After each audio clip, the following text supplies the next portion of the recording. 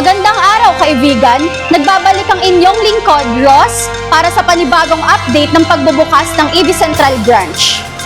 Mas magiging accessible na sa mga residente ng Laguna ang makabagong electric motorcycle dahil nakatakdang magbukas ang EV Central VinFast Cabuyao Branch sa lalong madaling panahon. Sa bawat araw na lumilipas, mas kapansin-pansin ang progreso ng branch at sa oras na ito'y magbukas, inaasahang mag-aalok ng iba't ibang modelo ng VinFast electric motorcycles tulad ng Evo, Feliz at Viper. Layunin din ng VinFast Cabuyao Branch na magbigay ng mas convenient, mas ligtas na pang-araw-araw na biyahe at mas tipid sa pamamagitan ng kanilang mga electric motorcycles.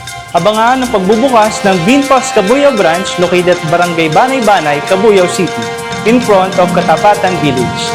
Dumayo upang masaksihan ang ating mga future electric motorcycles kagaya ng Evo, Feliz, and Viper. Ready ka na sa future? Mag-ibig ka na, kaibigan! Kaya mga kaibigan, patuloy na antabayanan ng aming mga social media accounts para sa mga latest update. Mula sa Cabuyao, Laguna, ako si Ross at ito ang inyong EV Central News Special Report.